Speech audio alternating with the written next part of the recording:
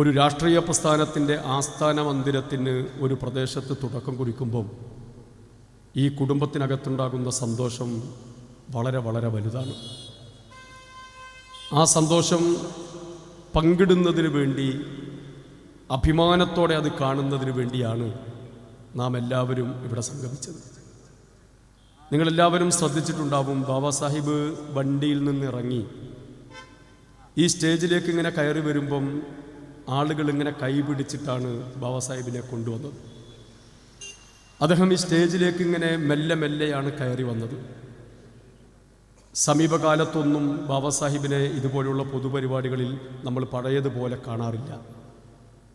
പക്ഷേ ഈ പരിപാടിയിൽ അദ്ദേഹത്തിൻ്റെ ആരോഗ്യകരമായ ചില വിഷയങ്ങൾ ഉണ്ടായിട്ടും അദ്ദേഹം അങ്ങനെ ബുദ്ധിമുട്ടി ഈ പരിപാടിയിലേക്ക് വരണമെങ്കിൽ ഇതിൻ്റെ പ്രാധാന്യം എത്ര വലുതാണ് എന്ന് നമുക്ക് ഊഹിക്കാം. ബഹുമാന്യരായ ഒരുപാട് നേതാക്കന്മാർ നമ്മുടെ കൂടെ ഉണ്ടായിരുന്നു. അവർക്കൊക്കെ ഉണ്ടായിരുന്നു ഇതുപോലെ ഒരു സ്വപ്നം. തിക്കോടി പഞ്ചായത്തിൽ മുസ്ലിം ലീഗിന് മനോഹരമായ ഒരു ആസ്ഥാനം ഉണ്ടാവുക, ഏറ്റവും പ്രൗഢമായ തരത്തിൽ അതിൻ്റെ ഉദ്ഘാടനം നിർവഹിക്കുക, മുസ്ലിം ലീഗിൻ്റെ സമാധാനരായ നേതാക്കന്മാരൊക്കെ ആ ചടങ്ങിൽ പങ്കെടുക്കുക എന്നതൊക്കെ അവരുടെയൊക്കെ ആഗ്രഹമായിരുന്നു. ആ ആഗ്രഹം കാണാൻ കഴിയാതെ നിരവധി മനുഷ്യർ നമുക്കിടയിൽ നിന്ന് പിരിഞ്ഞു പോയിട്ടുണ്ട്. അവർ ഈ ലോകത്തില്ല. അവിടെയൊക്കെ ഖബറിടം പടച്ചവൻ സ്വർഗം നൽകി അനുഗ്രഹിക്കട്ടെ. ഈ ചടങ്ങിൽ വരണമെന്നും ഇത് വീക്ഷിക്കണമെന്നും ഇതിൻ്റെ ഈ സുന്ദര സുലഭമായ മുഹൂർത്തത്തിൽ പങ്കുവഹിക്കണമെന്ന് ആഗ്രഹിച്ച പലരും ഇവിടെ വരാൻ കഴിയാതെ അസുഖബാധിതരായിട്ട് കിടക്കുന്നുണ്ട്. അവിടെയൊക്കെ അസുഖം പടച്ചവൻ എത്രയും പെട്ടെന്ന് സുഖപ്രദമാക്കി കൊടുക്കുമാറാവട്ടെ.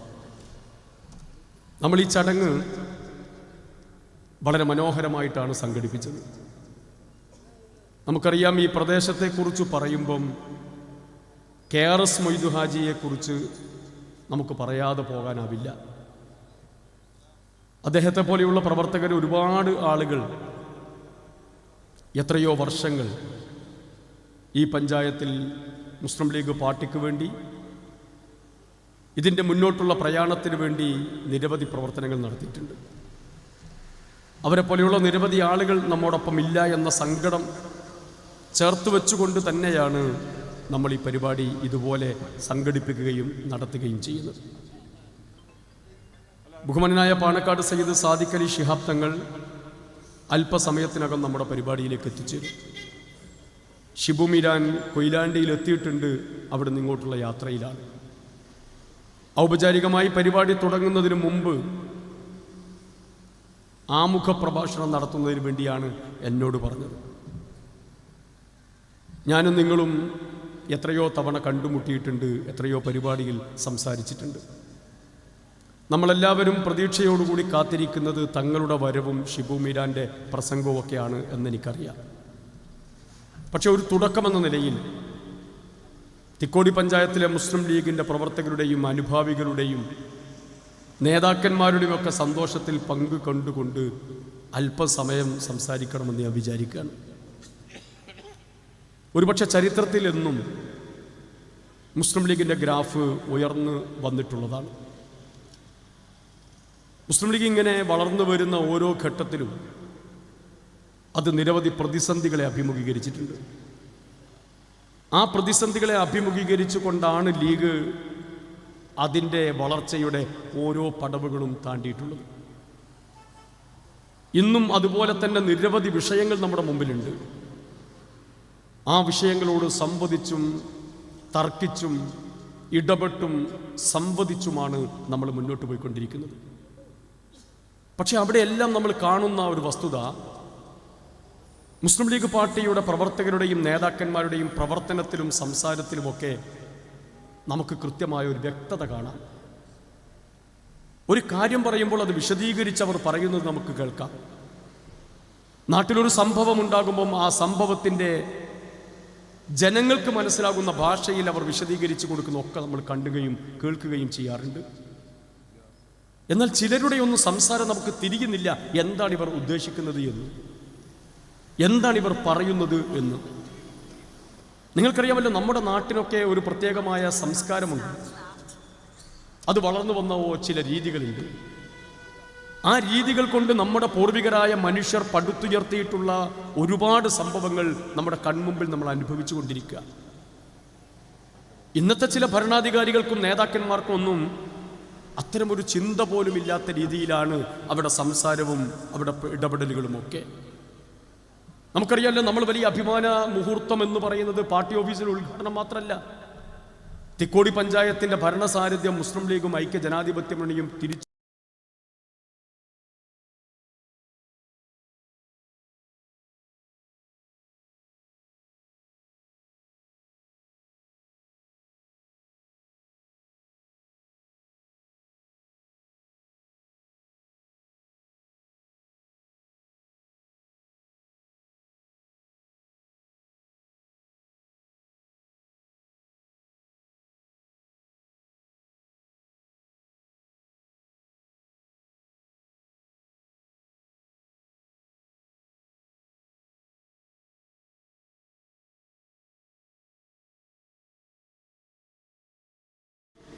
എത്ര മാന്യമായിട്ടാണ് നമ്മുടെ മുദ്രാവാക്യങ്ങൾ, നമ്മുടെ ഇടപെടലുകൾ, നമ്മുടെ പ്രവർത്തനങ്ങൾ നമ്മൾ നടത്തുന്നത്. എന്തുകൊണ്ടാണ് നമ്മളിങ്ങനെ വിനയാന്യുതരാവുന്നത്? എന്തേ നമ്മൾ അഹങ്കരിക്കാൻ പാടില്ലെന്ന് നമുക്ക് ബോധ്യമുണ്ടാകുന്നത്? ഈ രാജ്യത്ത് ഓരോ രാഷ്ട്രീയ പ്രസ്ഥാനങ്ങളും അധികാരത്തിൽ വരുന്നതും വരാതിരിക്കുന്നതും അതിന് കാരണമാകുന്നതും ഈ രാജ്യത്തെ ജനങ്ങളാണ്, പൊതുസമൂഹമാണ്. അവരുടെ വോട്ട് എവിടെയാണോ പതിയുന്നത് അവരാണ് ജയിക്കുക, അവരാണ് തോൽക്കുക. വോട്ട് കിട്ടുന്നവർ ജയിക്കും, കിട്ടാത്തവർ തോറ്റുപോകും. സ്വാഭാവികമായും നമ്മൾ തോറ്റുപോകുമെന്ന് നമ്മൾ എന്താ ചെയ്യുക? എന്തുകൊണ്ടാണ് നമ്മൾ തോറ്റത് എന്ന് പഠിക്കും. നമുക്ക് വന്ന വീഴ്ചകളെക്കുറിച്ച് നമ്മൾ പരിശോധിക്കും. ആ വീഴ്ചകൾ പരിഹരിച്ച് അടുത്ത തെരഞ്ഞെടുപ്പിലേക്ക് നമ്മൾ ജയിക്കാൻ സജ്ജരാകും. ജയിച്ചാൽ നമ്മൾ ചെയ്യുന്നത്, നമ്മൾ ജയിച്ചിട്ടുണ്ട്, ആ ജയത്തിന് പിറകിലുള്ള ചാലകശക്തി എന്താണ് എന്ന് നമ്മൾ കൃത്യമായി മനസ്സിലാക്കിയിട്ട് മുന്നോട്ട് പോകും. ജനാധിപത്യത്തിലെ രാഷ്ട്രീയ പാർട്ടികൾ അങ്ങനെയാവണ്ടേ? ജനാധിപത്യം എന്ന് പറയുന്നത് നമ്മുടെ മുമ്പിൽ ജനങ്ങൾ നമ്മുടെ ദാസന്മാരും ഭരണാധികാരികൾ യജമാനന്മാരുമല്ല. ജനങ്ങളാണ് യജമാനന്മാർ. നമ്മൾ അവർക്ക് വേണ്ടി സർവീസ് നടത്തുന്നവരാണ്. നമ്മൾ പൊതുപ്രവർത്തകരാണ്, സേവകരാണ്. ആ ഒരു ധാരണയും നിലപാടും കൃത്യമായിട്ടുള്ളത് കൊണ്ടാണ് ഇത്ര വലിയ തെരഞ്ഞെടുപ്പിന്റെ വിജയം നമ്മൾ ആഘോഷിക്കുമ്പോഴും നമ്മുടെ നേതാക്കന്മാർ പക്വതയോടുകൂടി തന്നെ ജനങ്ങളെ അഭിസംബോധന ചെയ്ത് സംസാരിക്കുന്നത്. എൻ്റെ മുമ്പിൽ ജനപ്രതിനിധികളുണ്ട്, ഈ സ്റ്റേജിലുണ്ട് ജനപ്രതിനിധികൾ. ബഹുമാനനായ പാണക്കാട് സയ്യിദ് സാദിഖ് അലി ശിഹാബ് തങ്ങൾ ഈ തെരഞ്ഞെടുപ്പിന് ശേഷം പറഞ്ഞത് നിങ്ങൾ കേട്ടില്ലേ? ജനപ്രതിനിധികളോട് മുഴുവൻ പറയുന്ന ഒരു സന്ദേശമാണത്. എന്താ സന്ദേശം? ആ സന്ദേശത്തിൽ മഹാനായ പാണക്കാട് സയ്യിദ് സാദിഖ് അലി ശിഹാബ് തങ്ങൾ പറഞ്ഞത്, നിങ്ങൾ ഓട്ട മത്സരത്തിൽ പങ്കെടുത്തിട്ടാണ് ജയിക്കുന്നതെങ്കിൽ നിങ്ങൾ ജയിച്ചതാണ്. നിങ്ങളൊരു തെരഞ്ഞെടുപ്പിൽ മത്സരിച്ചിട്ടാണ് ജയിച്ചതെങ്കിൽ നിങ്ങൾ ജയിച്ചതല്ല, നിങ്ങളെ ജയിപ്പിച്ചതാണ്. എത്ര ഡെപ്തുണ്ട് ആ വാക്കിന്, എത്ര ആഴമുണ്ട് ആ പദങ്ങൾക്ക്. ആ പറഞ്ഞത് എത്ര അർത്ഥവത്തായ പദമാണ്. നിങ്ങൾ ജയിച്ചതല്ല, നിങ്ങളെ ജയിപ്പിച്ചതാണ് എന്ന് പറയുമ്പം ഒരുപാട് മനുഷ്യരുടെ സ്വപ്നങ്ങൾക്ക് ചിറക് പകരാനാണ് നിങ്ങൾക്ക് ബാധ്യത എന്ന് നമ്മോട് വിളിച്ചു പറയുകയാണ് തങ്ങൾ.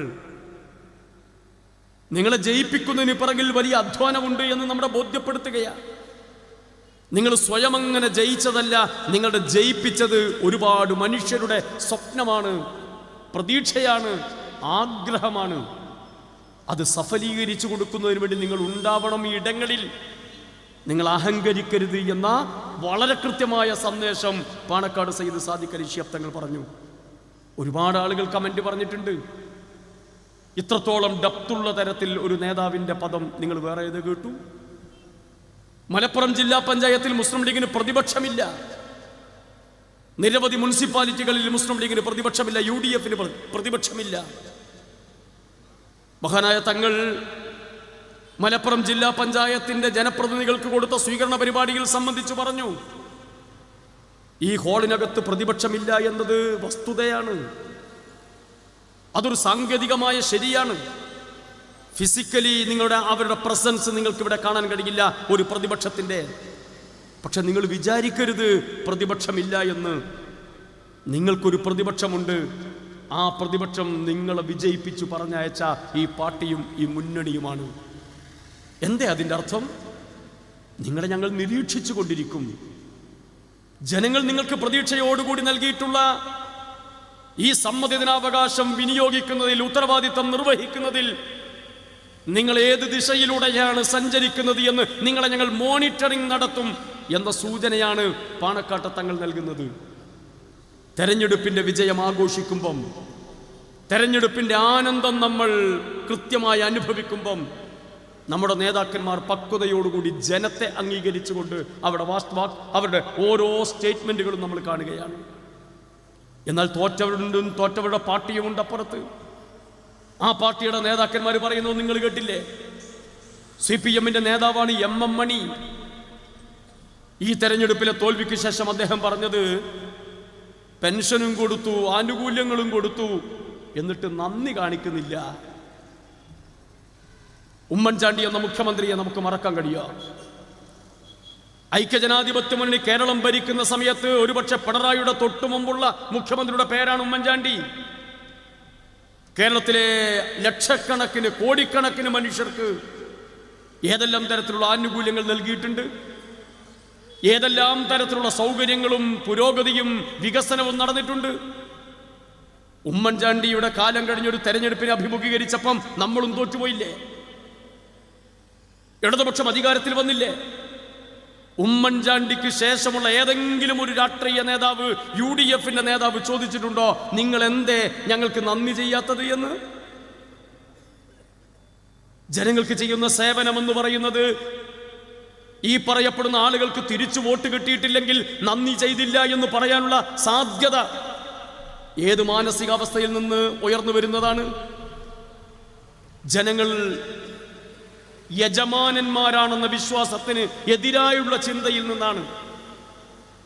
ഞങ്ങൾ ഇവിടുത്തെ രാജാക്കന്മാരാണ്, നിങ്ങൾ ഞങ്ങൾ പറയുന്നിടത്ത് നിന്നുകൊള്ളണമെന്ന താല്പര്യത്തിൻ്റെ അകത്ത് നിന്നാണ് അത്തരം വർത്തമാനം പറയാൻ നേതാക്കന്മാരെ പ്രചോദിപ്പിക്കുന്നത് എന്ന് നമ്മൾ മനസ്സിലാക്കണം. അപ്പൊ പറയുന്ന വാക്കുകൾ ശ്രദ്ധിച്ചിട്ട് പറയണം. നന്ദി ചെയ്യണമെന്ന് പറയുമ്പം MM മണിയുടെയോ പിണറായി വിജയന്റെയോ CPM-ന്റെയോ ഇടതുപക്ഷത്തിന്റെയോ കുടുംബ സ്വത്തിൽ നിന്ന് ഓഹരി കിട്ടിയ വകയിൽ ഏതെങ്കിലും പാവപ്പെട്ടവർക്ക് പെൻഷൻ കൊടുത്തിട്ടുണ്ടോ?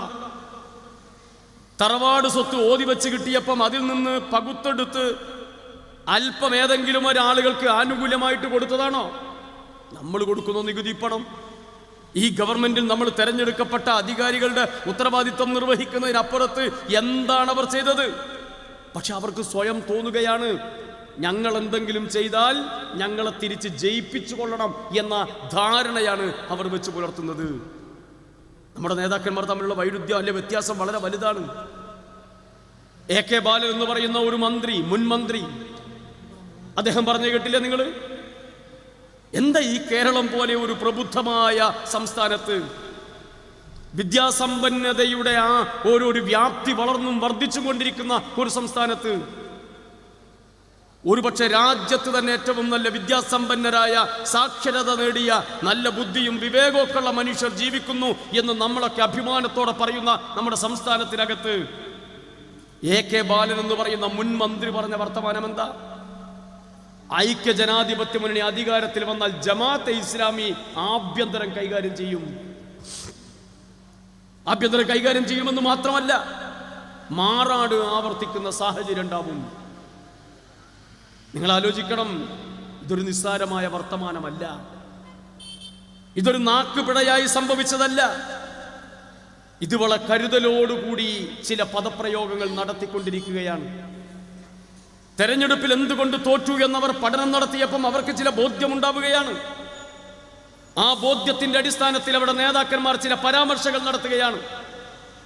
ആ പരാമർശങ്ങൾ ഈ രാജ്യത്തുണ്ടാക്കുന്ന അപകടത്തെക്കുറിച്ച് അവർ ആലോചിക്കുന്നില്ല, അവർ ചിന്തിക്കുന്നില്ല. ജമാഅത്തെ ഇസ്ലാമി നാടിന്റെ ആഭ്യന്തര വകുപ്പ് കൈകാര്യം ചെയ്യുമെന്ന് പറയുമ്പം എന്ത് ലോജിക്കാണ് ഈ ബാലൻ എന്ന് പറയുന്ന CPM-ന്റെ നേതാവിന് പറയാനുള്ളത്? ജമാഅത്തെ ഇസ്ലാമിയുടെ ഏതെങ്കിലും ഒരു MLA ചരിത്രത്തിൽ ഇന്ന് വരെ കേരളത്തിൽ ഉണ്ടായിട്ടുണ്ടോ? ജമാഅത്തെ ഇസ്ലാമി ഭരിക്കുന്ന ഒരു പഞ്ചായത്തുണ്ടോ കേരളത്തിൽ? ജമാഅത്തെ ഇസ്ലാമി ഒരു രാഷ്ട്രീയ സംഘമായി രാജ്യത്ത് പ്രവർത്തിച്ച് അധികാരത്തിന്റെ ഏതെങ്കിലും വഴിയിലൂടെ കടന്നു വന്നത് ഉദാഹരണമായിട്ട് ചൂണ്ടിക്കാണിക്കാനുണ്ടോ? പിന്നെ എങ്ങനെയാണ് ജമാഅത്തെ ഇസ്ലാമി ആഭ്യന്തര വകുപ്പ് കൈകാര്യം ചെയ്യുക?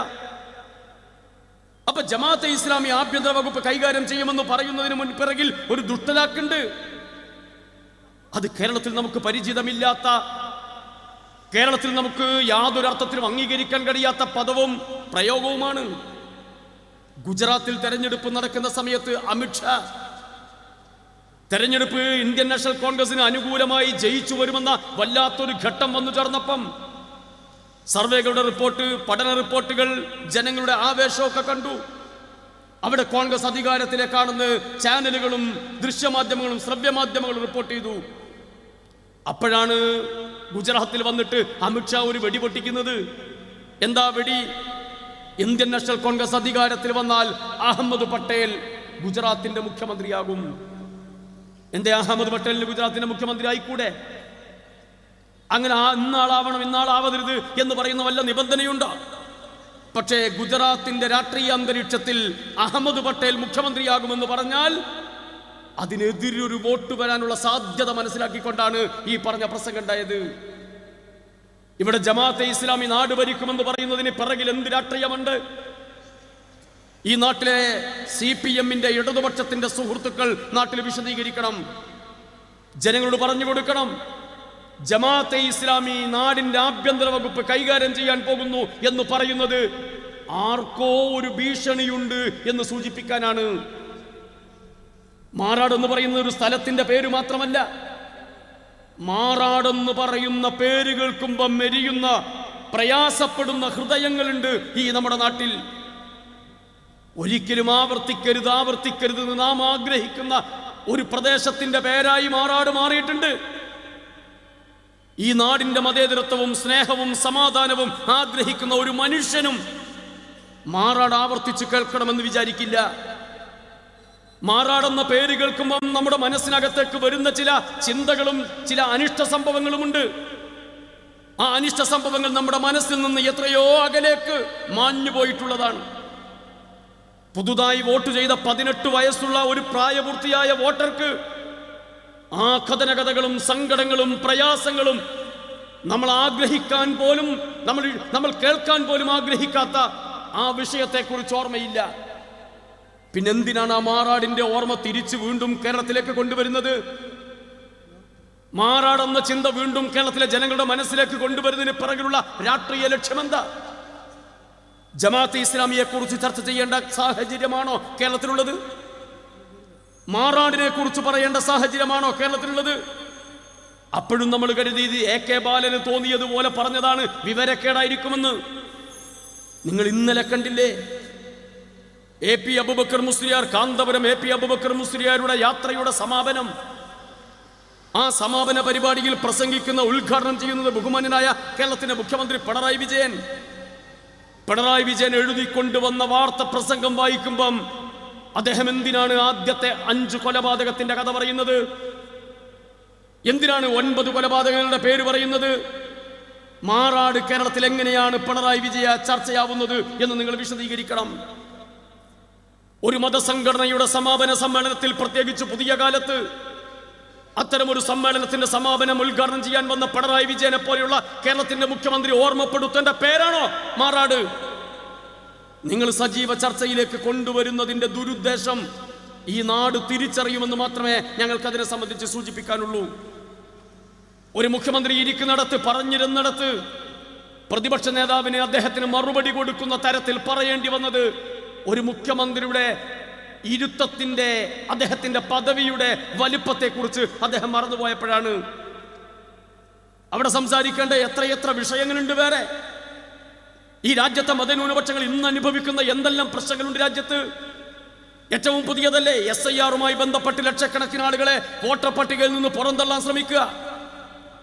ഉത്തരേന്ത്യൻ നാടുകളിൽ പള്ളികൾ തകർക്കുക. ഉത്തരേന്ത്യൻ നാടുകളിലെ മനുഷ്യരെ പശുവിന്റെ പേര് പറഞ്ഞ് തല്ലിക്കൊല്ലുന്നു പട്ടാപ്പകൽ. ഈ നാട്ടിൽ ബുൾഡോസർ രാജ് നടക്കുകയാ. ഒരായുഷ്കാലം മുഴുവൻ ഉണ്ടാക്കി വെച്ചത് മുഴുവൻ നേരം വെളുക്കുമ്പം കൺമുമ്പിലിട്ട് ചവിട്ടി മതിച്ച് തകർത്തു തരിപ്പണമാക്കി. ഭരണകൂടത്തിന്റെ അഹന്തയും ധിക്കാരവും തെമ്മാടിത്തരവും അരങ്ങേറിക്കൊണ്ടിരിക്കുകയാണ് രാജ്യത്ത്. ഈ രാജ്യത്ത് നടന്നുകൊണ്ടിരിക്കുന്ന ഭീഭത്സമായ സംഭവങ്ങൾക്ക് അറുതി വരുത്തണമെന്ന് ഈ രാജ്യം ഒറ്റക്കെട്ടായി പറയേണ്ട സാഹചര്യം, ഈ രാജ്യം അനുഭവിക്കേണ്ട മതേതരത്വത്തിന്റെ തിരിച്ചുവരവിനെ കുറിച്ച് അതിശക്തമായി പറയേണ്ട സമയം. നിരവധി കാര്യങ്ങൾ പറയാനുള്ള ഒരു രാജ്യത്ത് ഏറ്റവും പ്രഗത്ഭമായി സംഘടിപ്പിക്കപ്പെട്ട ഒരു പരിപാടിയെന്ന് അതിന്റെ സംഘാടകർ പറയുന്നിടത്ത്, അതിന്റെ ഉദ്ഘാടന വേദിയിൽ വന്ന് മാറാടിനെ കുറിച്ച് ഓർമ്മപ്പെടുത്തി സംസാരിക്കുന്നതിന്റെ രാഷ്ട്രീയം എന്താ? എന്തേ നിങ്ങളുടെ ഉദ്ദേശം? അതുകൊണ്ടല്ലേ വി ഡി സതീശന് പറയേണ്ടി വന്നത്, വണ്ടിയിൽ കൊണ്ടുവരുന്നതിന് കുഴപ്പമില്ല, പക്ഷെ വണ്ടിയിൽ കൊണ്ടുവരുന്നത് ആരെയാണ് എന്ന് കൊണ്ടുവരുന്നവൻ ആലോചിക്കണം. നിങ്ങൾക്കറിയാമല്ലോ, ഈ നാട് എത്ര മനോഹരമായി മുന്നോട്ട് പോകുന്ന നാടാ, എത്ര സൗഹൃദപരമായ അന്തരീക്ഷം നിലനിൽക്കുന്ന നാടാ. രാഷ്ട്രീയമായ അഭിപ്രായ വ്യത്യാസങ്ങളുണ്ട് നമ്മുടെ ഇടയിൽ, മതപരമായ ആചാരങ്ങളുടെയും അനുഷ്ഠാനങ്ങളുടെയും വ്യത്യാസമുണ്ട് നമുക്കിടയിൽ. എന്നാൽ നമ്മുടെ ഇടയിൽ നമ്മൾ എന്നെങ്കിലും അത് പ്രകടമാക്കുന്ന തരത്തിൽ ഈ നാട്ടിന്റെ ഏതെങ്കിലും ഒരു പ്രദേശത്ത് അത് ചൂണ്ടിക്കാണിക്കാൻ കഴിയുക? ഇവിടുത്തെ ഹിന്ദുവും ഇവിടുത്തെ മുസൽമാനും ഇവിടുത്തെ ക്രൈസ്തവനും ഇവിടുത്തെ മതമുള്ളവനും ഇല്ലാത്തവനും എത്ര മനോഹരമായിട്ട് ജീവിക്കുന്ന നാടാണിത്, എത്ര സുന്ദരമായി മുന്നോട്ട് പോകുന്ന നാടാണിത്. അതിന്റെ പേരിൽ ലോകത്ത് മുഴുവൻ അഭിമാനിക്കുന്നവരല്ലേ നമ്മൾ? അതിന്റെ പേരിൽ സന്തോഷത്തോടു കൂടി സംസാരിക്കുന്നവരല്ലേ നമ്മൾ? നമ്മുടെ നേതാക്കന്മാർ ലോകത്തിന്റെ വിവിധ ഭാഗങ്ങളിൽ ചെന്ന് ഞാൻ കേരളത്തിൽ നിന്ന് വന്നതാണെന്ന് പറയുമ്പം ഉണ്ടാകുന്ന ഒരു അഭിമാന ബോധമുണ്ടല്ലോ. ആ ബോധം എങ്ങനെ ഉണ്ടാക്കിയെടുത്തതാ? അതിൽ ശ്രീനാരായണ ഗുരുവിന് പങ്കില്ലേ? അതിൽ മന്നത്ത് പത്മനാഭന് പങ്കില്ലേ? അതിൽ അയ്യപ്പന് പങ്കില്ലേ? സഹോദരൻ അയ്യപ്പന് പങ്കില്ലേ? അയ്യങ്കാളിക്ക് പങ്കില്ലേ? ബാഫക്കി തങ്ങളും സീതി സാഹിബും സിയച്ചും ഈ നാടിന്റെ പുരോഗമന പ്രവർത്തനത്തിലും സാംസ്കാരിക മുന്നേറ്റത്തിലും എത്ര വലിയ പങ്ക് വഹിച്ചവരാ. ഈ നാടിനെ മതേതരത്വത്തിന്റെ തുരുത്തുപോലെ നമ്മൾ കാത്തു സൂക്ഷിച്ചതല്ലേ? അപകടങ്ങൾ ഉണ്ടായപ്പം, സംഘർഷങ്ങൾ ഉണ്ടായപ്പം, മതപരമായ ഭിന്നിപ്പുണ്ടാവാനുള്ള സാധ്യതയുടെ ഒരു ലാഞ്ചനം വന്നപ്പം നമ്മുടെ നേതാക്കന്മാർ എത്ര മനോഹരമായിട്ടാണ് ഇടപെട്ടത്. ബാബരി മസ്ജിദിന്റെ താഴികക്കുടങ്ങൾ തച്ചു തകർക്കപ്പെട്ടപ്പം ഇന്ത്യ രാജ്യത്തിന്റെ ഏറ്റവും മഹോന്നതമായ ഒരു വാക്ക് ഈ നാട്ടിൽ നിന്നാണെന്ന് ആരാണ് പറയാത്തത്? പാണക്കാട് സയ്യിദ് മുഹമ്മദ് അലി ശിഹാബ് തങ്ങളുടെ വാക്ക് മറക്കാൻ കഴിയുക? ബാബരി മസ്ജിദ് തകർത്തിരിക്കുന്നു.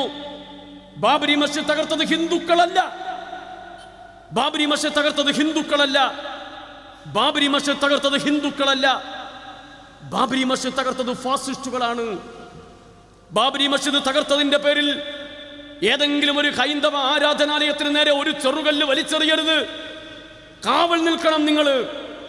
അമ്പലങ്ങളുടെ ഒരു ചില്ല് പോലും തകർന്നു പോകാതിരിക്കുന്നതിന് വേണ്ടി ശ്രദ്ധിക്കണം നിങ്ങളെന്ന് ഒരു സമുദായത്തിന്റെ, ഒരു സമൂഹത്തിന്റെ നായകൻ വന്ന് ഈ രാജ്യത്തോട് വിളിച്ചു പറഞ്ഞ വിളംബരം നമ്മൾ കേട്ടിട്ടില്ലേ? അത് രാജ്യം മുഴുവൻ പ്രകീർത്തിച്ച് പറഞ്ഞിട്ടില്ലേ? ആ പാണക്കാട് സയ്യിദ് മുഹമ്മദ് അലി ശിഹാബ് തങ്ങൾ ജീവിച്ച മണ്ണാണിത്. ഈ നാട്ടിൽ ഒരുപാട് നവോത്ഥാന നായകന്മാർ വന്നിട്ടുണ്ട്. അവരൊക്കെ നിങ്ങൾ ഏകോദര സഹോദരന്മാരെ പോലെ ജീവിക്കണമെന്ന് നമുക്ക് പഠിപ്പിച്ചു തന്നതാ. അയൽപക്ക ബന്ധങ്ങൾ കാത്തു സൂക്ഷിക്കണം, സൗഹൃദ ബന്ധങ്ങൾ നിലനിർത്തണം. ജാതിയുടെയും മതത്തിന്റെയും രാഷ്ട്രീയത്തിന്റെ അപ്പുറത്ത് മാനവികതയ്ക്ക് നിങ്ങൾ പ്രോത്സാഹനം കൊടുക്കണം. എങ്ങനെയെല്ലാമാണ് നമ്മളെ പഠിപ്പിച്ചത്? ആ പഠനമല്ലേ നമ്മളെ ഇവിടെ എത്തിച്ചത്? അങ്ങനെയുള്ള സാഹചര്യം നിലനിൽക്കുന്ന കേരളത്തിൽ ഒരു മനുഷ്യൻ മലപ്പുറത്ത് വന്ന് പ്രസംഗിച്ച വിഷമെന്താ? ഏതു തരത്തിലാണ് അദ്ദേഹം സംസാരിച്ചത്?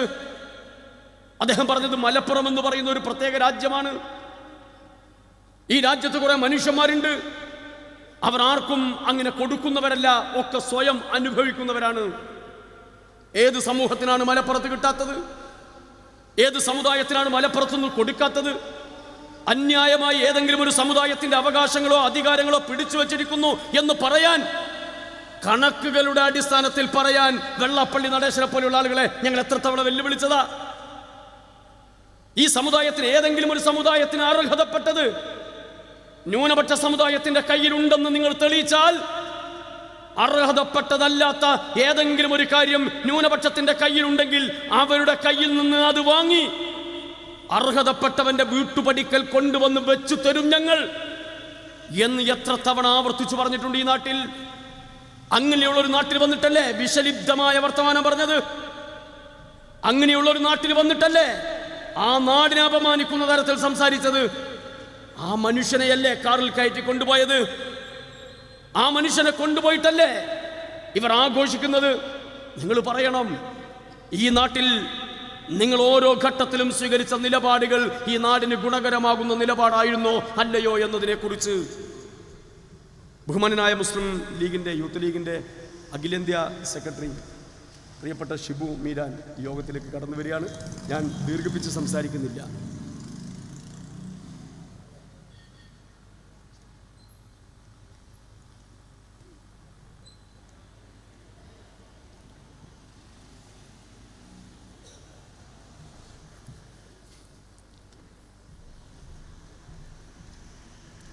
അങ്ങനെയുള്ള നിരവധി കാര്യങ്ങൾ ഈ രാജ്യത്തിൻ്റെ മണ്ണിൽ നമ്മൾ കണ്ടതാണ്, കേട്ടതാണ്. അപ്പം അപകടകരമായ ഒരു സ്ഥിതിവിശേഷത്തിലേക്ക് നമ്മുടെ നാട്ടിനെ കൊണ്ടുപോകാനുള്ള ആസൂത്രിതമായ ശ്രമം നടന്നുകൊണ്ടിരിക്കുക. വെള്ളാപ്പള്ളി നടേശന്റെ നാവിൽ നിന്ന് പറഞ്ഞു വന്നത് ശരിയാണ് എന്ന അഭിപ്രായമുള്ള കമ്മ്യൂണിസ്റ്റുകാരുണ്ടോ? എന്തിനാണ് വെള്ളാപ്പള്ളി നടേശനെ ഇങ്ങനെ എഴുന്നള്ളിച്ച് കൊണ്ടുവന്നത് എന്ന ചോദ്യം ഏതെങ്കിലും ഒരു ലീഗുകാരൻ മാത്രം ചോദിക്കുന്ന ചോദ്യമല്ല, ഈ നാടൊട്ടുക്കും ചോദിക്കുന്ന ചോദ്യമാണ്. എന്തിനാണ് നിങ്ങൾ ഇങ്ങനെ പുകഴ്ത്തുന്നത്? ഏതുവരെ പുകഴ്ത്തിയെന്നറിയാം? കുമാരനാശാനേക്കാൾ ഉഷാറാണ്. കുമാരനാശാനേക്കാൾ ഉഷാറാണ് ഈ വെള്ളാപ്പള്ളി. ആരാണ് ഈ വെള്ളാപ്പള്ളി? കോഴിക്കോട്ട് ഒരു വല്ലാത്തൊരു ദുരന്തം ഉണ്ടായിട്ടുണ്ട്. നൗഷാദ് എന്ന് പറയുന്ന ഒരു ചെറുപ്പക്കാരൻ ഒരു ചായ വാങ്ങി ചായ കുടിച്ചുകൊണ്ടിരിക്കുമ്പോഴാണ് കുറച്ച് ആളുകൾ ഇങ്ങനെ കൂടി നിൽക്കുന്നത് കാണുന്നത്. അദ്ദേഹം അങ്ങോട്ട് ഓടിച്ചെല്ലാണ് ആ ചായ ഗ്ലാസ് ആ പീടികയുടെ തിണ്ണയിൽ വെച്ചിട്ട്. അവിടെ ചെന്ന് നോക്കുമ്പോൾ രണ്ടാളുകൾ ജീവന് വേണ്ടി ഇങ്ങനെ വല്ലാത്ത അവസ്ഥയിൽ കിടക്കുകയാണ്, മുങ്ങി താന്നു നിൽക്കുക. അപ്പം ആര് ചാടിയാണ്? ഈ പറയപ്പെടുന്ന നൗഷാദ് അവരെ രക്ഷപ്പെടുത്താൻ ചാടി. രണ്ടുപേരും രക്ഷപ്പെട്ടില്ലെന്ന് മാത്രമല്ല, നൗഷാദും അവിടെ കൂടെ മരിച്ചുപോയി. എത്ര സങ്കടകരമായ ഒരു വാർത്തയായിരുന്നു അത്. നൗഷാദ് ചാടുന്നതിന് മുമ്പ് തൻ്റെ കുടുംബത്തെക്കുറിച്ച് ആലോചിച്ചോ? മക്കളെക്കുറിച്ച് ആലോചിച്ചോ? വീട്ടിനെ കുറിച്ച് ആലോചിച്ചോ? തൻ്റെ ജീവിതത്തെക്കുറിച്ച് വല്ലതും ആലോചിച്ചോ? എന്തേ ആലോചിച്ചത്? ആ മനുഷ്യരെ രക്ഷപ്പെടുത്താൻ കഴിയോ എന്ന് മാത്രമാണ്. അത് ഏത് സ്പിരിറ്റിൽ നിന്നുണ്ടാവുന്നതാ? മതബോധമാണോ? ഏതെങ്കിലും ഒരു മതത്തിൽപ്പെട്ട ആളാണ് ചാടിയത്, അതുകൊണ്ട് അവനെ രക്ഷപ്പെടുത്തണമെന്നാണോ വിചാരിച്ചത്? അതൊരു മാനവികമായ മൂല്യമാണ്, അതൊരു മനസ്സിന്റെ വിശാലതയാണ്, അതൊരു മനുഷ്യത്വത്തിന്റെ പേരാണ്. ആ മനുഷ്യത്വമാണ് നൗഷാദിനെ എടുത്തു ചാടാൻ പ്രേരിപ്പിച്ചത്. നാട് മുഴുവൻ നൗഷാദിനെ പ്രകീർത്തിച്ചു. നാട്ടിലുള്ള മനുഷ്യർ മുഴുവൻ നൗഷാദിന്റെ കുടുംബത്തെ സഹായിക്കാൻ മുന്നോട്ട് വന്നു. കോഴിക്കോട്ടിന്റെ പല സ്ഥലത്തും ഓട്ടോറിക്ഷ തൊഴിലാളികൾ സ്മാരകം പണിതു. നൗഷാദ് എന്ന് പറയുന്നത് നമ്മുടെ മനസ്സിൽ ഒരു മാനവികതയുടെ പ്രതിരൂപമായി ഇങ്ങനെ തിളങ്ങി നിന്നു. ഈ മനുഷ്യൻ എന്താ അന്ന് പറഞ്ഞത്? ഈ മനുഷ്യൻ പറഞ്ഞത് RSSന്റെ അല്ല, ഈ മനുഷ്യൻ പറഞ്ഞത് മരിക്കുന്നുവെങ്കിൽ നൗഷാദായി മരിക്കണമെന്നാണ്. ഗവൺമെന്റ് അദ്ദേഹത്തിന്റെ കുടുംബത്തെ സഹായിച്ചു. ആ കുടുംബത്തെ സഹായിച്ചതിന്റെ പേരിൽ ഗവൺമെന്റ് ചെയ്തത് എന്തോ വലിയ അപരാധമാണ് എന്ന രീതിയിലാണ് വെള്ളാപ്പള്ളി സംസാരിച്ചത്. അന്ന് പിണറായി വിജയൻ പറഞ്ഞൊരു മറുപടിയുണ്ട്. പിണറായി വിജയൻ പറഞ്ഞത് വെള്ളാപ്പള്ളി RSSന്റെ നാവാണ്, കേരളത്തിന്റെ തൊഗാഡിയയാണ്. ഞങ്ങൾക്ക് വളരെ സ്നേഹത്തോടെ ചോദിക്കാനുള്ളത്, അന്ന് പറഞ്ഞ വെള്ളാപ്പള്ളിയിൽ നിന്ന് ഇന്ന് കുമാരനാശാനേക്കാൾ ഉഷാറാണ് വെള്ളാപ്പള്ളി എന്ന് പറയുന്നിടത്തേക്ക് വെള്ളാപ്പള്ളി ഉണ്ടാക്കി വെച്ച നന്മകൾ എന്താ?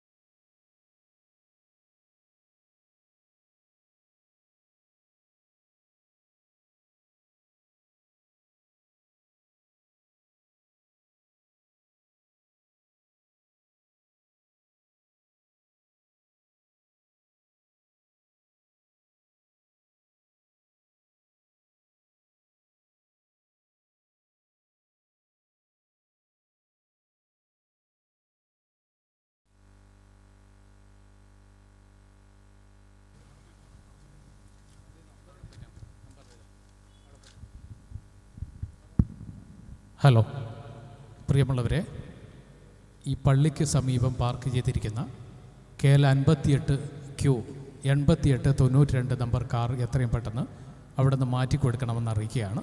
അവിടെ വാഹന ഗതാഗതത്തിന് വല്ലാതെ തടസ്സമുണ്ടാവുന്നത്. പ്രിയമുള്ളവരെ, വേദിക്ക് മുന്നിലായി വളരെ ദൂരെ മാറി നിൽക്കുന്ന മുഴുവൻ ആളുകളും സദസ്സിലേക്ക് കടന്നിരിക്കണമെന്ന് സ്നേഹപൂർവ്വം അറിയിക്കുകയാണ്. ഞാൻ ദീർഘിപ്പിക്കുന്നില്ല. നമ്മളെല്ലാവരും പ്രതീക്ഷാപൂർവം കാത്തിരിക്കുന്നത് ഷിബുവിൻ്റെ പ്രസംഗം കേൾക്കാനാണ്. തങ്ങൾ വരുന്നതിന് മുമ്പ് ഷിബുവിൻ്റെ പ്രസംഗം നടക്കും എന്നാണ് നമ്മൾ വിചാരിക്കുന്നത്. ഏതായാലും അദ്ദേഹത്തിൻ്റെ പ്രസംഗത്തിന് ഒരു തടസ്സമാവാതിരിക്കാൻ വേണ്ടി എൻ്റെ പ്രസംഗം ഞാൻ ചുരുക്കുകയാണ്. ഞാൻ നേരത്തെ പറഞ്ഞു വെച്ച ഒരു കാര്യം മാത്രം ഒന്ന് കംപ്ലീറ്റ് ചെയ്യാം. ഈ നാടിൻ്റെ ഒരു സ്വഭാവത്തെ തകർക്കാൻ രാഷ്ട്രീയമായ ചില ലക്ഷ്യം വെച്ചുകൊണ്ടുള്ള പ്രവർത്തനമാണ് നമ്മൾ കണ്ടുകൊണ്ടിരിക്കുന്നത്. അതിൻ്റെ ഭാഗമാണ് വെള്ളാപ്പള്ളി നടേശൻ്റെ പ്രോത്സാഹനവും ഈ നാട്ടിൽ ബാലനെ പോലെയുള്ള ആളുകൾ പറഞ്ഞുകൊണ്ടിരിക്കുന്ന വർത്തമാനങ്ങളുമൊക്കെ. അപ്പം നമ്മുടെ ഉത്തരവാദിത്വം വളരെ വർദ്ധിക്കുന്നുണ്ട്. നമ്മുടെ ഉത്തരവാദിത്വം കൂടിക്കൊണ്ടിരിക്കുകയാണ്. നമ്മുടെ പൂർവികരായ നേതാക്കന്മാർ കഠിനാധ്വാനം, നവോത്ഥാന നായകന്മാർ കേരളത്തിൽ കഷ്ടപ്പെട്ടൊക്കെ ഉണ്ടാക്കിയിട്ടുള്ള ഒരു മുന്നേറ്റമുണ്ട്. ആ മുന്നേറ്റത്തിന് തകരാതെ സംഭവിക്കാതെ കൊണ്ടുപോവുക എന്നത് നമ്മുടെയൊക്കെ ബാധ്യതയാണ്. അതുകൊണ്ട് ഇതുപോലെയുള്ള വർഗീയമായ ജൽപ്പനങ്ങളെയും ഇതുപോലെയുള്ള നിരുത്തരവാദപരമായ പദപ്രയോഗങ്ങളെയൊക്കെ തിരിച്ചറിഞ്ഞുകൊണ്ട് നന്മയുടെ പക്ഷത്തു നിന്ന് നേരിൻ്റെ വഴിയിലൂടെ നമുക്ക് ഈ സംഘത്തെ മുന്നോട്ട് നയിക്കാൻ കഴിയണം. നമ്മൾ മാത്രം ജീവിച്ച് അവസാനിക്കേണ്ടതല്ല നമ്മുടെ നാട്. നമുക്ക് ശേഷം ഒരു തലമുറയുണ്ട്. ആ തലമുറക്കും നമ്മളൊക്കെ ജീവിക്കുന്നത് പോലെ, ജീവിച്ചതുപോലെ അഭിമാനത്തോടെ ജീവിക്കാൻ കഴിയണം, സന്തോഷത്തോടെ ജീവിക്കാൻ കഴിയണം. ആരാണ് നിന്റെ പേരെന്ന് ചോദിക്കുമ്പം ആരുടെ മുമ്പിലും എൻ്റെ പേര് റഷീദാണെന്ന് പറയാൻ എനിക്ക് മടിയുണ്ടാവരുത്.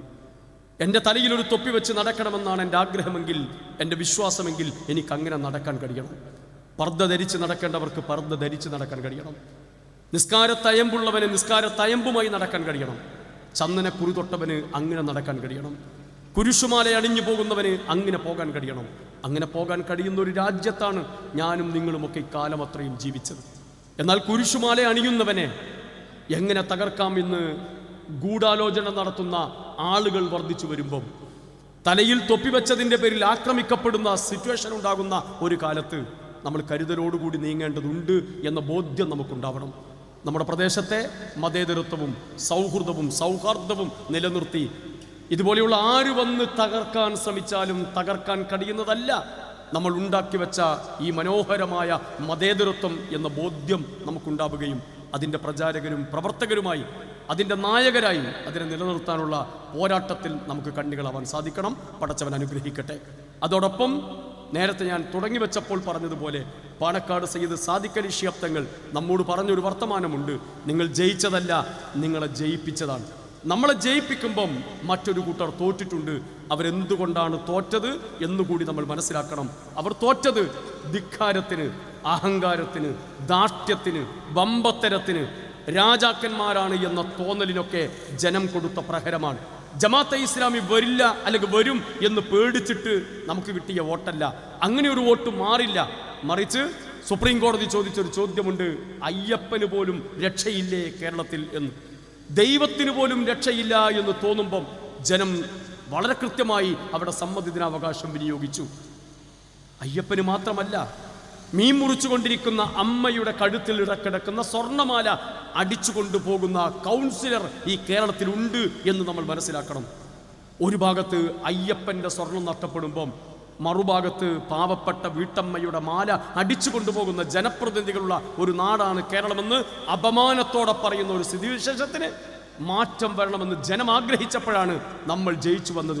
വെള്ളാപ്പള്ളി പറയുന്നത് പോലെ നമ്മൾ ഏതെങ്കിലും ഒരു വർഗീയതയുടെ അതല്ലെങ്കിൽ ഏതെങ്കിലും ഒരു ജനവിഭാഗത്തിന് വേണ്ടി മാത്രം നിലകൊള്ളുന്നവരായിരുന്നുവെങ്കിൽ വോട്ടർ പട്ടികയിൽ 130 പേർ മാത്രം മുസ്ലിം സമുദായത്തിലെ നാമമുള്ളവരായി നിൽക്കുന്ന സമയത്ത് 1200 പേരുള്ള വോട്ടർ പട്ടിക വെച്ച് തെരഞ്ഞെടുപ്പ് നടന്നപ്പം ഏണിച്ചിഹ്നത്തിൽ മുസ്ലിം ലീഗ് ജയിച്ചു വന്നിട്ടുണ്ടെങ്കിൽ ഒരു വെള്ളാപ്പള്ളി പറയുന്നതും കേരളത്തിലെ ഒരു ജനവിഭാഗവും അംഗീകരിക്കുന്നില്ല എന്നതിൻ്റെ പ്രകടമായ ഉദാഹരണമാണ്.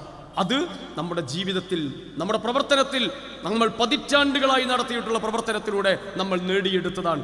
എല്ലാ മതവിഭാഗങ്ങൾക്കും എല്ലാ ജനവിഭാഗങ്ങൾക്കും സ്വീകാര്യമാകുന്ന അവരെ മുഴുവൻ പരിഗണിച്ചും സഹകരിച്ചും സഹവർത്തിത്വത്തിലും ഏർപ്പെട്ടുകൊണ്ട് നമ്മൾ മുന്നോട്ട് പോകുന്നു എന്ന കൃത്യമായ ധാരണയുടെ പശ്ചാത്തലത്തിലാണ് നമ്മൾ നടത്തുന്ന ജീവകാരുണ്യ പ്രവർത്തനങ്ങൾ, നമ്മൾ നടത്തുന്ന നിരവധി പ്രവർത്തനങ്ങൾ, സാംസ്കാരിക പ്രവർത്തനങ്ങൾ, സാമൂഹിക പ്രവർത്തനങ്ങൾ, രാഷ്ട്രീയ പ്രവർത്തനങ്ങൾ. അതെല്ലാം ഒരു ജനതയ്ക്ക് വേണ്ടി, ഒരു ജനാധിപത്യ വിശ്വാസികളുടെ കൂടെ നിന്ന് ഈ നാടിനു വേണ്ടി ചെയ്തുകൊണ്ടിരിക്കുന്ന പ്രവർത്തനങ്ങളാണ്. അത് മനസ്സിലാക്കിയ ജനമാണ് നമുക്ക് വോട്ട് ചെയ്തത്. അതുകൊണ്ടാണ് CPM കൊത്തളങ്ങൾ തർപ്പണമായി ഐക്യ ജനാധിപത്യ മുന്നണി തിരിച്ചു വരുന്ന സാഹചര്യമുണ്ടായത്. ഒരിക്കലും UDF ഭരിക്കില്ല എന്ന് കരുതിയിടത്ത് UDF-കാരൻ പോലും അമ്പരപ്പെട്ടു പോകുന്ന തരത്തിൽ നമുക്ക് അധികാരത്തിലേക്ക് വരാൻ സാധിച്ചിട്ടുണ്ടെങ്കിൽ, കമ്മ്യൂണിസ്റ്റ് പാർട്ടിയുടെ കോട്ടക്കൊത്തളങ്ങൾ നമുക്ക് തകർത്ത് തരിപ്പണമാക്കാൻ സാധിച്ചിട്ടുണ്ടെങ്കിൽ, CPM-ന്റെ ചെങ്കൊടിയല്ലാത്ത മറ്റൊരു കൊടി പാറിയിട്ടില്ലാത്ത പ്രദേശങ്ങളിൽ ഐക്യ ജനാധിപത്യയുടെ പതാക ഇങ്ങനെ പാറിപ്പറക്കുന്നുവെങ്കിൽ, പ്രിയപ്പെട്ടവരെ, ജനം നമ്മുടെ പ്രതീക്ഷാപൂർവം ഏറ്റെടുത്തിട്ടുണ്ട്. ഈ ഒരു മുന്നേറ്റം ഇവിടെ വെച്ച് തീരേണ്ടതല്ല. ഇനി വരാനിരിക്കുന്ന നിയമസഭാ തെരഞ്ഞെടുപ്പിൽ കേരളത്തിലെ ഐക്യ ജനാധിപത്യ മുന്നണി ഈ കേരളത്തിലെ നിയമസഭയിലേക്ക് വരേണ്ടതായിട്ടുണ്ട്, നിയമസഭയുടെ അധികാരത്തിലേക്ക് വരേണ്ടതായിട്ടുണ്ട്. നമ്മൾ നേടിയെടുത്ത പഞ്ചായത്തിലെയും കോർപ്പറേഷനുകളുടെയും ജില്ലാ പഞ്ചായത്തിൻ്റെയും അധികാരം ജനങ്ങൾക്ക് വേണ്ടി മനോഹരമായി വിനിയോഗിക്കാൻ നമുക്ക് സാധ്യമാവണമെങ്കിൽ തീർച്ചയായും നമുക്ക് കേരളത്തിൻ്റെ ഭരണം കൂടി ലഭിക്കേണ്ടതായിട്ടുണ്ട്. അതിനുവേണ്ടിയുള്ള പ്രവർത്തനം കൂടി വളരെ ജാഗ്രതയോടുകൂടി, വളരെ ശ്രദ്ധാപൂർവം വിനിയോഗിച്ച് നമുക്ക് മുന്നോട്ട് പോകാൻ സാധിക്കണം. SIR-ലെ വോട്ടർ പട്ടികയിൽ പേര് ചേർക്കുന്നതിൻ്റെ അവസാന ദിവസങ്ങൾ കഴിയാൻ പോവുകയാണ്. ശ്രദ്ധിക്കണം കൂട്ടരെ, ഒരു വോട്ടറെ എങ്ങനെ ഇല്ലാതാക്കാൻ കഴിയുമെന്ന് ആലോചന നടത്തിക്കൊണ്ടിരിക്കുകയാണ്. ഒരു വോട്ടർ എങ്ങനെ വോട്ടർ അല്ലാതാക്കാൻ പറ്റുമെന്ന് ആലോചിച്ചു കൊണ്ടിരിക്കുകയാണ്. 18 വയസ്സുള്ളവരെ കൊണ്ടുവന്ന് വോട്ടർ പട്ടികയിൽ കയറ്റി ജനാധിപത്യത്തെ പരമാവധി മനോഹരമായി കൊണ്ടുപോകണമെന്ന ചിന്തക്ക് മാറ്റം വന്നുകൊണ്ടിരിക്കുന്നു. കൊയിലാണ്ടിയിൽ കേരളത്തിൻ്റെ ഓരോ നിയോജക മണ്ഡലത്തിലെയും വോട്ട് വെട്ടിമാറ്റാൻ ആസൂത്രിതമായ ശ്രമം നടക്കുമ്പം ജാഗ്രതയോടെ കണ്ണു നിവർത്തിവെച്ച് ഉറങ്ങാതെ കാത്തിരുന്ന് വോട്ടർ പട്ടികയിൽ ഇടം നേടുന്നതിനുള്ള എല്ലാ സൗകര്യവും സംവിധാനങ്ങളും ഒരുക്കി നമുക്ക് വരുന്ന നിയമസഭാ തെരഞ്ഞെടുപ്പിൽ ജനാധിപത്യ പോരാട്ടത്തിൽ അതിശക്തമായ പോരാട്ടം നടത്തണം. ആ പോരാട്ടത്തിൽ കൊയിലാണ്ടി നിയോജക മണ്ഡലത്തിലെ പയ്യോളി നമ്മുടെ കൂടെയുണ്ട്, തിക്കോളി നമ്മുടെ കൂടെയുണ്ട്, ചെങ്ങോട്ടുകാവും ചേമഞ്ചേരിയും ഐക്യ ജനാധിപത്യയുടെ ഭരണമാണ് ഇന്ന് നടന്നുകൊണ്ടിരിക്കുന്നത്. മൂടാടിയിൽ ഐക്യ ജനാധിപത്യ മുന്നണി ഭരിക്കുമായിരുന്നു. അവിടെ നടത്തിയ കുതന്ത്രങ്ങളെക്കുറിച്ച് നിങ്ങൾക്കറിയാം, അവിടെ നടത്തിയ വൃത്തികേടുകൾ നിങ്ങൾക്കറിയാം. ജനാധിപത്യത്തെ പോലും അട്ടിമറിച്ചിട്ടാണ് മൂടാടി പഞ്ചായത്തിൽ ഐക്യ ജനാധിപത്യയുടെ പ്രസിഡന്റ് ഉണ്ടാതായി മാറിയിട്ടുള്ളത്. ഇതിനെല്ലാം വാർഡ് വെട്ടിമുറിച്ച് വോട്ട് വെട്ടിമാറ്റി ഒരു നാടിനെ പോലും ഇല്ലാതാക്കി തെരഞ്ഞെടുപ്പിൽ മത്സരിച്ചിട്ടും ഐക്യ ജനാധിപത്യ മുന്നണി ഈ പഞ്ചായത്തുകളെല്ലാം തിരിച്ചുപിടിച്ച് അധികാരത്തിൽ വന്നെങ്കിൽ കൊയിലാണ്ടി നമുക്കൊരു ബാലികേറാ മനയല്ല. ആ കൊയിലാണ്ടിയിൽ ഐക്യ ജനാധിപത്യ മുന്നണിയുടെ ഒരു MLA-യും കേരളത്തിൽ ഐക്യ ജനാധിപത്യയുടെ മുഖ്യമന്ത്രിയെയും കൊണ്ടുവരുന്നത് വരെ വിശ്രമമില്ലാത്ത പോരാട്ടത്തിന് നമുക്ക് സാധിക്കണം. അതിനായുള്ള പരിശ്രമത്തിന് നേതൃത്വം കൊടുക്കണം. ഈ തിക്കോടി പഞ്ചായത്തിലെ ഏറ്റവും സുന്ദരമായ മനോഹരമായ നമ്മുടെ ആഗ്രഹത്തിൻ്റെ, നമ്മുടെ സന്തോഷത്തിൻ്റെ ഏറ്റവും മനോഹരമായ ദിനത്തിൽ സംഗമിക്കുന്ന എൻ്റെ പ്രിയപ്പെട്ട സഹോദരന്മാരെ അഭിവാദ്യം ചെയ്തുകൊണ്ട് കോഴിക്കോട് ജില്ലാ മുസ്ലിം ലീഗിന് വേണ്ടി നിങ്ങൾക്ക് എല്ലാവിധ ആശംസകളും നേർന്നുകൊണ്ട് ഞാൻ ഇവിടെ വാങ്ങുന്നു. ജയ് ഭാരത്, ജയ് മുസ്ലിം ലീഗ്. പ്രിയമുള്ളവരെ, നമ്മുടെ പരിപാടിയെ ഔപചാരികമായി ആരംഭിക്കും.